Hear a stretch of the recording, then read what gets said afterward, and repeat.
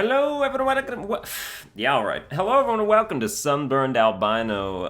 Does a Call of Duty tier list, dude? Tier lists. I'm addicted to making them now. They're so easy and fun. They take almost no effort. I love it, and I've been wanting to do one for Call of Duty for a while, actually, because I have played every Call of Duty multiplayer game since they started coming out with multiplayer games, and the theme you're listening to right now is the main theme from the Call of Duty 3 soundtrack, which I only picked because it was the first thing that came up. So I'm not trying to be a poser or say oh, I remember this OG thing, but I actually do remember that one line from the Call of Duty 3 campaign where the dude's like, "We're here to drink coffee and eat donuts, but the Germans drank all the coffee and ate all the donuts, so now we gotta kick their asses." I like that. That was fun. I remember I played that when I was 11 years old. That was a long time ago. Dude, Call of Duty has changed a lot since then, but in some ways it's stayed exactly the same as well. So we're gonna rank the 1, 2, 3, 4, 5, 6, 7, 8, 9, 10, 11, 12 Call of Duties that have come out since the first one being Call of Duty 4 Modern Warfare. All the multiplayer ones, because that's what's in this tier list. I barely remember anything about the ones before that, but I did play them. It was just such a long time ago. I would like to start. We've got S, A, B, C, D, F tier. I would like to start with something positive, and then we'll go from left to right. But so again, a Call of Duty that I want to put into S tier is Call of Duty World at War, just right out of the gate. One of the first Call of Duty experiences I ever had, besides Call of Duty, or multiplayer that is. Besides Call of Duty 4. World at War was the next one on the block that came out. Starred Kiefer Sutherland in the campaign. That was neat. Also, one of the only Call of Duty campaigns to have 4-player co-op, which did suffer the immersion of the story a little bit, I guess, but the amount of fun that it was completely makes up for all of that. They had a point system. You could compete for points by getting kills and stuff. And it was one of the most fun campaigns, period. A lot of the other Call of Duty campaigns were just single player, and it's alright, for if you're trying to be really serious about this, that's cool, but campaigns are more fun with friends. That's just the case. And then multiplayer was, one of the most basic multiplayer experiences of COD history, which is because it's World at War. It's World War II, which means no fancy jetpacks or nothing like that. Boots on the ground action. Bolt action rifles were king. I loved using the Mosin Nagant and the Kar 98 and whatever. Yeah, it was just a great time. And semi-automatic rifles were also really good. The Gewehr, the SVT. So much fun. And then you had your, people who just ran around with the MP40, and that was fine too. A lot of people did that. You just had your 3 basic kill streaks, UAV, artillery, and dogs. And then it was just a great moment to get dogs, and then get dogs again, but not even be able to call them because your previous dogs are still wreaking havoc. It's dude, you dominated the map if that shit was going on. And the maps were really good too. I had really big favorites. Dome was a great one. Castle was good. A lot of the Call of Duty World at War maps were just really good. And this was just the essence of Call of Duty. Another big thing was the glitches. World at War had so many glitches of getting outside the map or under the map. And, dude, it was fun. It was just fun. Because they would, patch them after they were... But they would take a long time to patch the maps. And then, after they patched them, people would just discover new ones. And, they basically just became part of the map meta. It was just oh, make sure nobody's going into the glitch and, trying to get through the wall in there. Make sure nobody's getting inside the rock on Mackin. So, that was just... That was just part of it, and you kind of had to deal with it. You could, poo-poo it all you want, but also, I was in that rock sometimes. I'm not gonna lie. Sometimes you get on Call of Duty and you just feel like being an asshole, so it's I was glad to have the option. But, Call of Duty World at War, one of my better Call of Duties in terms of performance as well. One of the... I got, 8th prestige. That's, the highest prestige I've ever gotten. This was back when Call of Duty was pretty much endlessly replayable, and now It's just, like, my interest in Call of Duty has just been steadily dwindling with each passing year, but that doesn't mean the games haven't been good, it just means that I am, like, moving on, personally. So yeah, we have got Call of Duty World at War at S tier, good start. Then we're just gonna go left to right. Ghosts is one of the most forgettable titles. Ghosts came along right at the cusp of like PS3 entering into PS4, so like it came out for PS3 and PS4 later. Because it was right when that console was coming out. So I got it on PS... Did I get it on PS3? I don't remember. Because didn't it come out like a month or two before the PS4 came out? So I was like, I think I got it on PS3. And then I also got it on PS4. But Ghost was sort of forgettable. The multiplayer wasn't bad. It wasn't super innovative. It was basic, pretty basic multiplayer. But like it wasn't like lackluster multiplayer. Like it wasn't bad. It just wasn't like amazing. And then Ghosts introduced the one thing that Ghosts does stand out for that I did really enjoy was the Aliens mode, because previously Call of Duty had done zombies, and then Call of Duty Ghosts came out and was like, we're gonna do an Aliens mode. And I liked it. I liked the Aliens mode. The only issue with it was that it had like an ending, so like you could only get so far before you're just like, oh, the Aliens mode, I've beaten the Aliens mode, and that's kind of it. So, because it had like a story thing, like you would go to these different areas and like, you know, get rid of barriers while you're defending against hordes of aliens and like keep moving on. And then eventually you'd like run back to the LZ to get picked up by the chopper, and that would be the end of the mode. But yeah, so once people really figured out aliens, it sort of became pretty formulaic at that point, but it was still like a good mode. It had like boss battles in it. It was fun. I enjoyed it. But so Call of Duty Ghosts has a standout aliens mode, but the rest of it was pretty basic, so I would put it in B tier, because if everything was pretty basic, I would put it in C tier, but I liked Aliens, so Aliens elevates it up to B for me. Then we have Call of Duty World War II, which, dude, one of the biggest fails of a launch in Call of Duty history, perhaps. Just the whole, they went that whole Destiny route with the, like, hub world, like the tower, where you just walk around the base and like watch people open loot crates for no reason, just so you get, you know, the urge to spend money to do it yourself. And that just straight up didn't work the first 2 weeks. Like, people couldn't join those lobbies until they fixed it. It's like, dude, at that point it was like, what, 2018 or 17? Call of Duty should have been able to handle multiplayer by then. Has the player base gone up? Because I don't know that it has. I'm sure it has, but also, has it gone down? Who knows? I would need the stats on that. Is Call of Duty getting more popular or steadily less popular? I don't know the numbers on that, but regardless, you should be prepared for multiplayer. Like, that's why you have all these alphas and betas to begin with, is so you can gauge the, you know, how many people are going to be doing the thing. And then if you have a problem, it shouldn't take 2 weeks to solve it, I'll tell you that. But as far as World War II's multiplayer, World War II seemed like it was trying to emulate World at War at times, but, I mean, you're going back to the World War II setting, so it's like, and people are pretty fond of Call of Duty World at War, or at least I am. And so I was like, oh, okay, you know, maybe that, you know, Call of Duty going back to its roots, that could be something that gets people back in. And they really have been hammering the whole, like, boots on the ground thing, because people are tired of jetpacks, I guess. I wasn't, but if people are, then that's fine. I like boots on the ground COD, and I like jetpack COD. I don't have a preference either way. But World War II was just, it was kind of lackluster for me. Multiplayer-wise, I think the campaign was pretty good. I think the campaign was one of the better ones. I only played a few missions of it, but it's mostly me being less interested in campaign in general. But I think World War II is probably either C or D tier. I maybe will put it closer to D tier because of the launch issues, and just because, I don't know, its longevity, its staying power was very weak to me.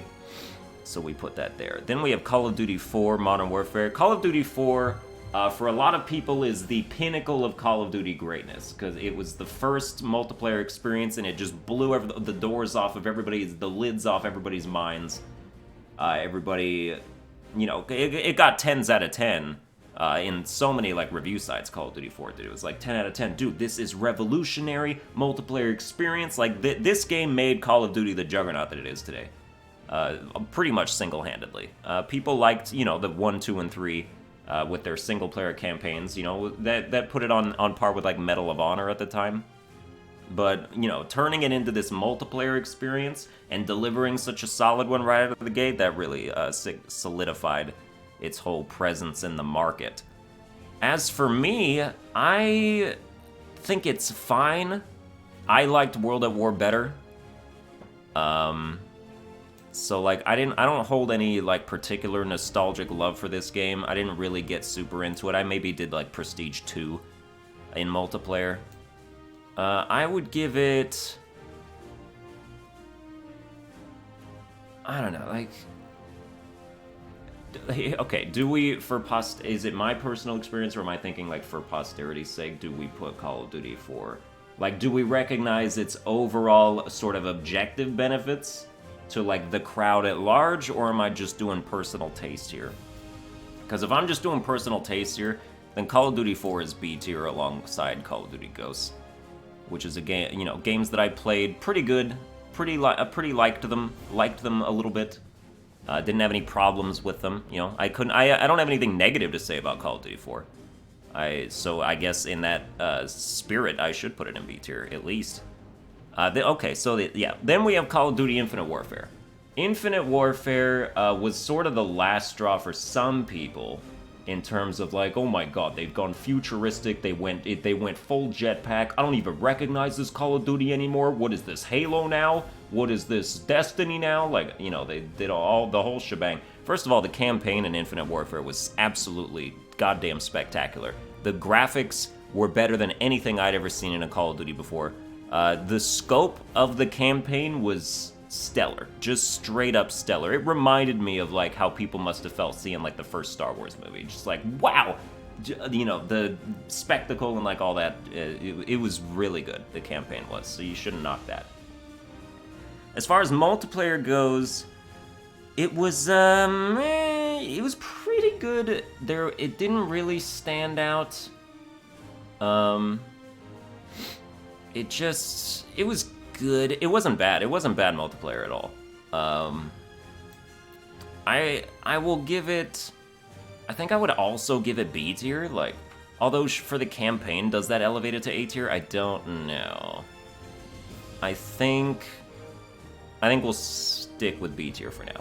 So Infinite Warfare becomes B tier. And I'm like relatively aware of like the 3 different developers that are developing all the Call of Duties. I'm pretty sure I know like who developed what, with some exceptions. Like I forget who did Ghosts. But Infinite Warfare was Activision. World at War was Treyarch, you know. Call of Duty 4 was Activision. So Activision is like the godfather of Call of Duty. They started the whole thing, but then Treyarch came on board, and Treyarch has made a lot of the better Call of Duty games, and then Sledgehammer has made a lot of the worst Call of Duty games, such as World War II. So it's like, you guys might as well just boot Sledgehammer out of this whole thing. I'm like, you know, they don't make good Call of Duties. So just, you know, they've had ample opportunities to try to prove themselves. They have not delivered, in my mind. I think Treyarch makes the best Call of Duties. Activision is close behind. And then Sledgehammer is like, why is there a third? Sledgehammer is like, we need a third developer so that we can keep rolling out Call of Duties every year while we get the extra year to work on our better games. You know, we got, you know, two for the crowd and 1 for nobody. So, you know, just to like pad time. So now we have Call of Duty Black Ops. That's Black Ops 3, right? This image is pretty small. I'm pretty sure that's 3. I think that it is 3. Black Ops 3 is one of my better Call of Duties. I think it's one of the better ones. Black Ops and Black Ops 2 are both fine. I think Black Ops 3, I would rank them like Black Ops 2 is the worst one, but still really good. Like they're all 3 of them are really good games. And then Black Ops 1 is the second best one. And I think Black Ops 3 is better than the other 2. I think it's a good, great sequel. I really liked the specialist stuff. I really liked what they did with, you know, being the Sparrow and like the Reaper and like all those classes. I think they really added a nice little sort of a hero aspect to the game, as far as, you know, like making it like a sort of, I don't want to say this, but like Overwatchy, you know, like taking an aspect of Overwatch that I do like and putting it into a game that I like better than Overwatch. So Black Ops 3 is like a cool way of doing that. I would put it, and I really like the multiplayer. I played it more than I played other multiplayers. I would put Black Ops 3 in A tier, right underneath World at War. Black Ops 3 is probably like my third favorite Call of Duty. Perhaps. If I'm looking at what's left, I would say, yeah, Black Ops 3 probably my third favorite. And then we have, also Black Ops 3 got like knocked for its campaign. I liked its campaign. It was weird, but I liked that. Like, I can suspend my disbelief. Other people can't, and like, if you can't suspend your disbelief for like when weird stuff starts happening, then that's on you, man. Like, that's not a positive trait. That just means you don't get to enjoy as many things as other people do. That is an inherent negative on your part. It means you can't have as much fun as the rest of us. So that's too bad for you. Modern Warfare 2 goes into S tier alongside World at War. Modern Warfare 2, because, you know, as a continuation of Call of Duty 4, like this was Activision's next game.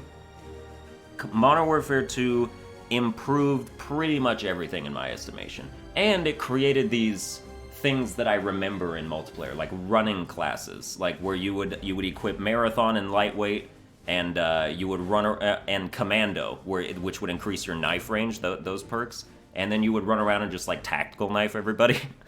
That was so fun to do. Dude, you just pretend you're a ninja on the battlefield, just sprint everywhere. And you'd have unlimited sprint because of Marathon. Marathon Pro, at least, and Lightweight would make you move faster, so you would be just like this Olympic sprinter running across the entire battlefield trying to like circumvent people and like quick stab them from 10 miles away with the tactical knife on a pistol. And that was such a grand old time. Also, dual wielding the Model 1887s and one-shotting people from across the street with the dual wield shotguns. Another just great time. And getting nukes. Call of Duty Modern Warfare 2 introduced nukes. If you get a 25 kill streak, you just win the game. I got a few of them. Lots of the people I played with got them. It was just a grand old time.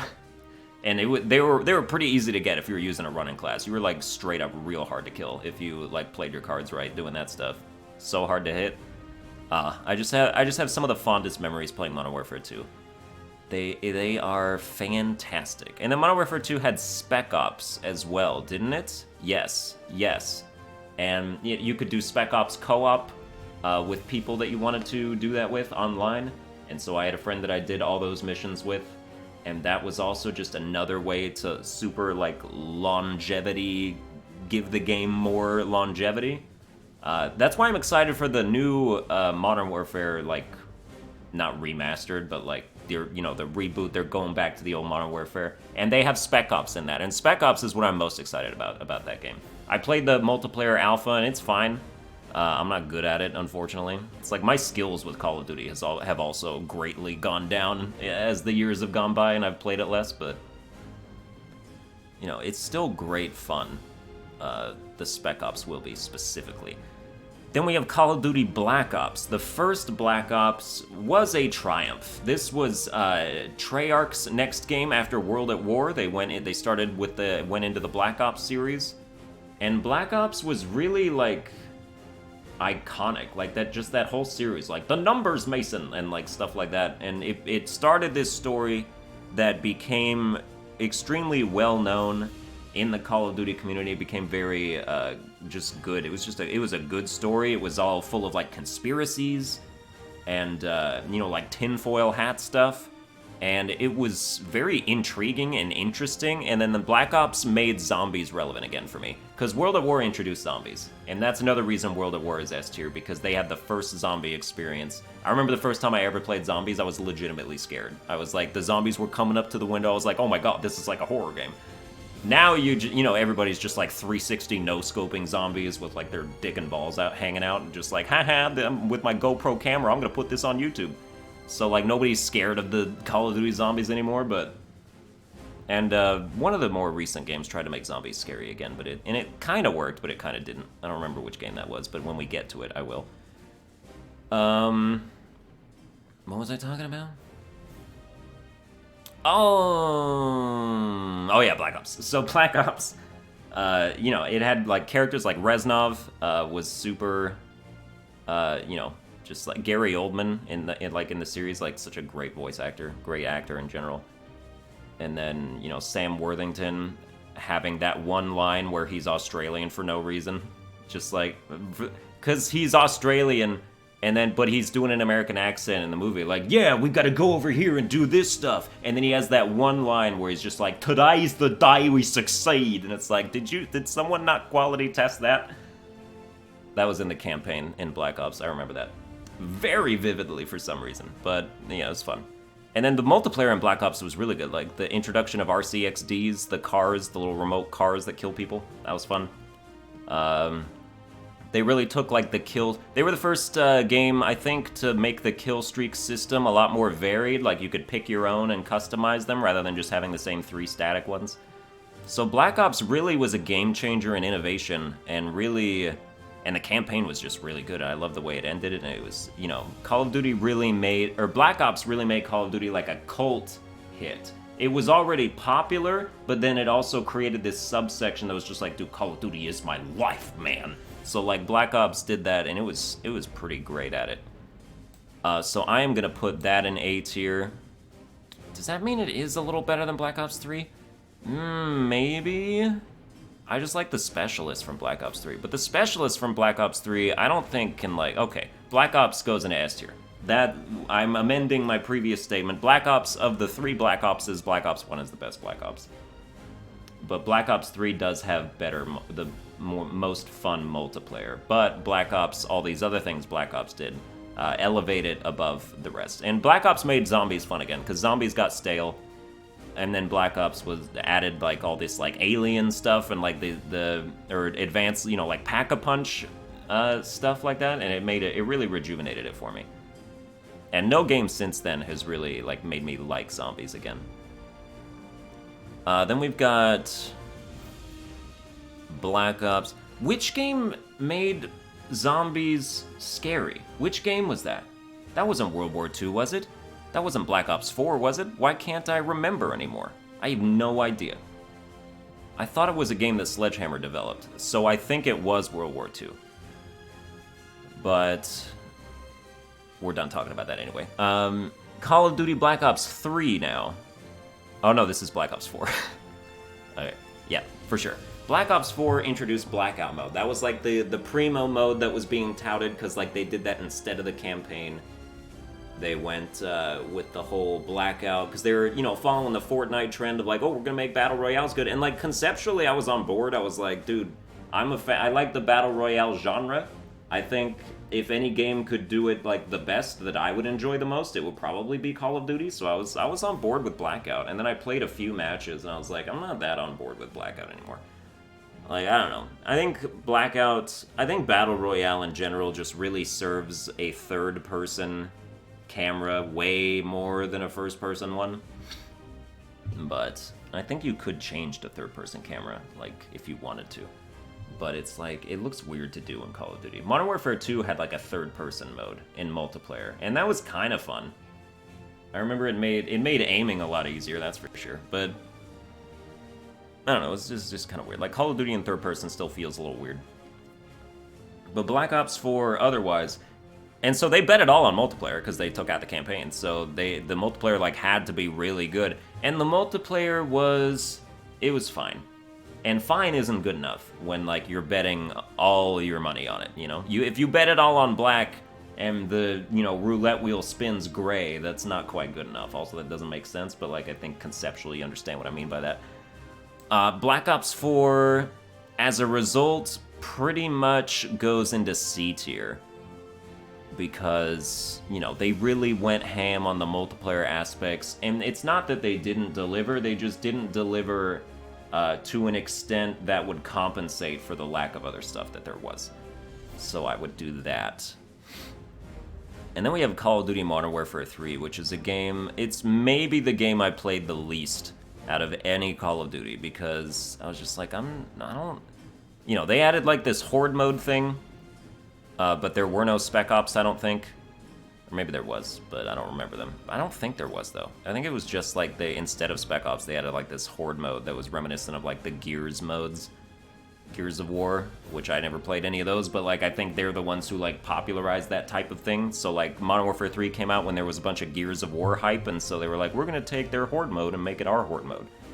And it was like not that fun. So Modern Warfare 3 was like a D tier for me. Like it just wasn't, it was not to the level of either Call of Duty 4 or Call of Duty Modern Warfare 2. So it's like the worst of the trio in my mind. And I think it goes into D tier that way. I wonder if any Call of Duty is going to go into F tier. I'm thinking about one that might get there, but, you know, I might just put it in D tier anyway. We'll see. Anyway, next, there's only 2 left, so Call of Duty Black Ops 2 is next. Black Ops 2 is almost identical to Black Ops 1, to the point where they might as well be the same game for how little anything was changed. And I kind of understand that, because like, it ain't broke, don't fix it, because Black Ops was such a good game, and then Black Ops 2 was just like another iteration of that good game. So I guess you can't superly fault it for that, but so I would put Black Ops 2 in like B tier for playing it safe. But you know, it played it safe, but like it was still better than Black Ops 4 in my mind. So like I would put another one in B tier there. And then we have Advanced Warfare, which, you know, Modern Warfare 3 was the game I played the least, but Advanced Warfare is probably the game I enjoyed the least. Advanced Warfare, another Sledgehammer game, which is, you know, part of my beef with them, I guess, if you want to call it that, because World War II is in D tier. Advanced Warfare is either going to be D or F tier. And then I forget the other game they made. Did Sledgehammer make Ghosts? I don't think they did. I don't know. I think Treyarch made Ghosts. I don't remember who made Ghosts. I could look it up, but like it's too late for that. But, you know, Ghosts was fine. But Advanced Warfare had horrible melee physics. It introduced the jetpack. It was the first game to have a jetpack, and like it didn't have like a constant jetpack. It was just like you got a little boost jump, and so everybody was abusing that, and that wasn't even bad. Like, you know, I didn't mind that whole aspect of it, but just like the gunplay, the physics, like everything about the multiplayer just felt off to me, and it wasn't a good time. I don't think there were like any weapons that I liked in that entire game, and Advanced Warfare was just like not good in my mind. Like we barely played it, me and my friends. We played it for like a week, and we're like, yeah, I wish this was better. I would have very much enjoyed if this game was just better, you know? But, yeah, and then Advanced Warfare had zombies. They had, like, exoskeleton zombies. I remember that mode. The zombies were, like, okay. It didn't get me back into zombies. It was okay. It was an okay mode. Advanced Warfare was just, like, a lackluster game, like, less below average. So, like, I'd put it in D tier. So that's what we got. S tier, we got Call of Duty World at War. S tier, we got Modern Warfare 2, and we got Black Ops 1. A tier, we got Black Ops 3. B tier, we got Ghosts, Modern Warfare, Call of Duty 4 Modern Warfare, Call of Duty Infinite Warfare, and Call of Duty Black Ops 2. C tier, lone C tier applicant is Black Ops 4. Did I say A tier was Black Ops 3? Because that's correct. Or did I say that it was Black Ops 4? Because it's not, because it's Black Ops 3. And then D tier was World War II, Modern Warfare 3, and Advanced Warfare. So that's just my 2 cents. That's me planting my flag on the Call of Duty tier list. I hope you enjoyed the video. If you did, you like, share, and subscribe and whatnot. I'm going to do more tier lists. Like I said, I like them. They're fun. They're easy. I get to just ramble, which is way easier than script writing, if you ask me. You know, that's something I will put effort into when I'm really passionate about the subject. Something like Call of Duty would be like, dude, this video would have taken like 3 weeks to do if I wanted to do it properly. Otherwise, I can just drag and drop images into a tier list and we're done in 45 minutes. I love it. It's so much fun. But yeah, follow me on Twitter at Sunburned Albino, and we'll make more tier lists for more random stuff. So I will see you guys next time.